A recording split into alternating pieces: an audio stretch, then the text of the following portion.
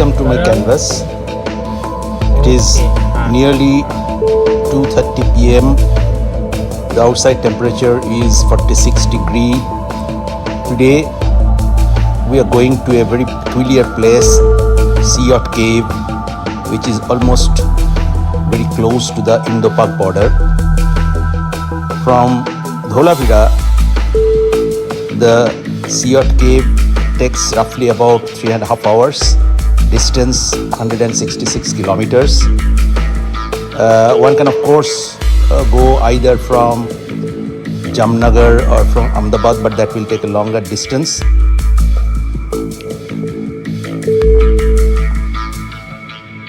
So we have eventually arrived at Siyot village, but we have to go to the Siyot Caves little ahead. So we have arrived at the Siyot Cave. You can see these are all basically 5 rock-cut caves which are nearly 2000 years old, 1st century AD, and as the evidence shows that these caves were east-facing sanctum, and originally it was a Shiva temple. Later on, the Buddhists had occupied this place.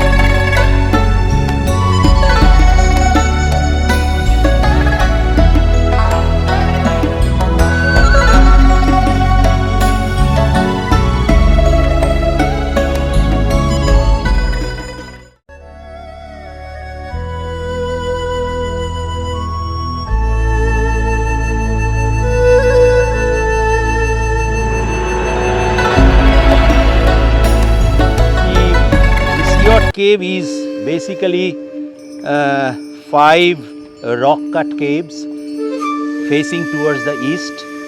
Mainly the sanctum is facing towards the east, and on the basis of that and also some other evidence, it is interpreted that this was originally a Shiva temple around 1st century AD, and then later on the Buddhists came and started worshipping here, and this was part of the 80 such rock-cut caves all around the mouth of the river Indus across the Indo-Pak borders, and somewhere around 12th or 13th century again these became a part of what you call the Shaivites. So the Shaivites came and started worshipping again here.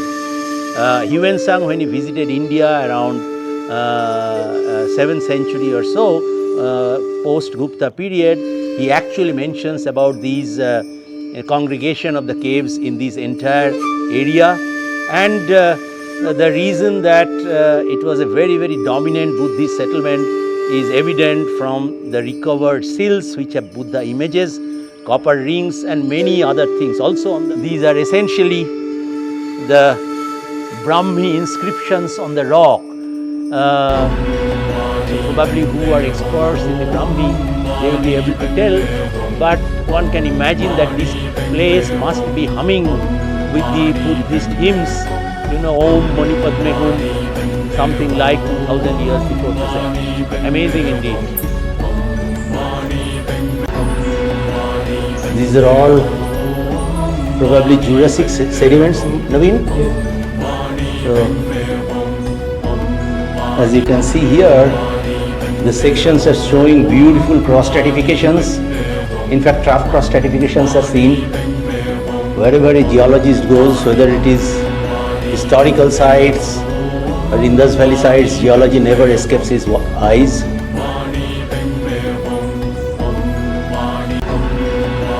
Another place probably for solitary meditation.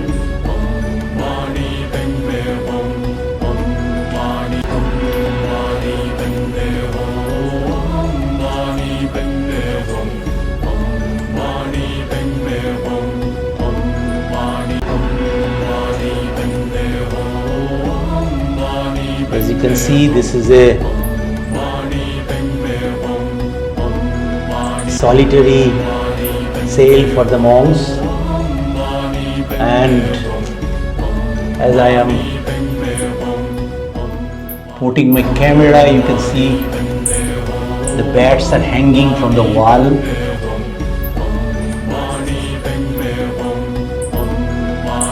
And from there, very nearby, there is a very startling structure.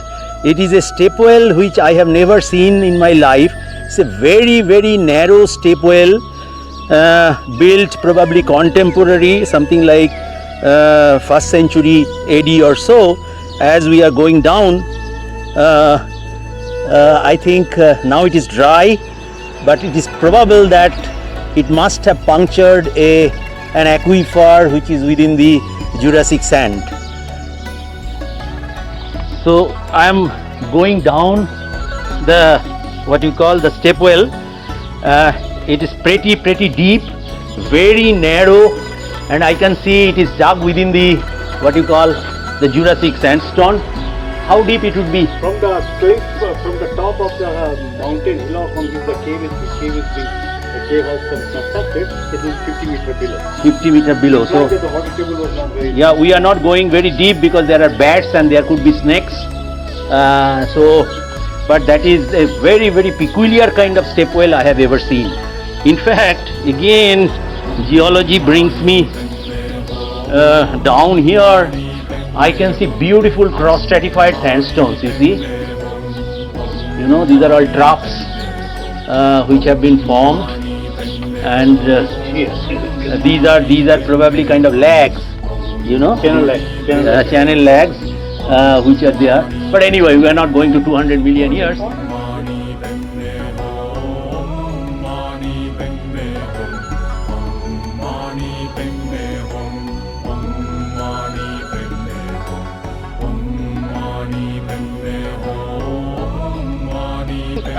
Then Naveen, I would say that the traditional knowledge of the people had always been so good in India, that villagers could find out where exactly, if you dig, the water will come in the dug well and all. But Kutch is a very peculiar place, today. The rainfall is so low, okay. So I was just wondering that you have done so much of, paleoclimatic work, even to the time scale of, let us say, last 5,000 years. So 2,000 years back, what kind of climate is reconstructed for Kutch? It was, if you go by the record, the climate seems to be much better in the sense that we are getting some evidence of the marginal sea level high. Okay. Sea level high is going to have in this area by increasing in the water discharge into the coastal area. Right. That can come by two ways. One is the melting of the ice right. from the Himalaya through the Indus. Right. And second by the increase in the precipitation. Right. So it seems conjecturally I can say that the climate was much better compared to what.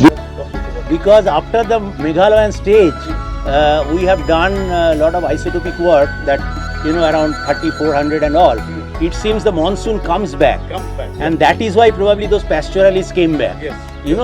So, but I do not know, I don't have much idea about what happened, because looking at the Vadnagar, we have seen that there are pulses of strong monsoon and weak monsoon.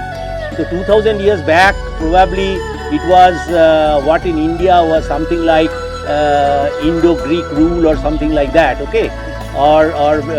And during that time, as we summarized or surmised, that probably these external invasions happened when monsoon was good. So could be that these are all, you know, contemporary. Yeah. In fact, many of these so-called invaders, the Greeks and all, for example, the descendants of Greeks, Ujjain and all, they became Buddhist. No, so therefore, actually precisely there must be fluctuation in the climate for last 2000 years. But certainly the climate, the monsoon began to weaken in this area, and when the monsoon weakens, the impacts are amplified because we are in the arid semi-arid region. Right. I think till medieval climatic anomaly, something like 1000 or so, Yes. we do find the evidence of flooding. We do find the evidence of flooding in also in your area, like what was that area? Rani Ki Vav. Rani Ki Vav. Yes. So these things have now to be brought together in order to understand Yes. how human-climate relationship existed Yes. during the last 5 I think it would be a great if historians actually join hand with archaeologists and geologists, Yeah. so that a very, very nice comprehensive picture can come out. It's not the story is not only having an academic interest. I think it has a tremendous societal implication considering the global warming as a reality. Right. How to really go about it in the future to come. Right. Yeah. Okay. Yeah. It was a pretty long day. It's late in the evening. We are now returning to Narayan Sarovar. See you some other place, some other time.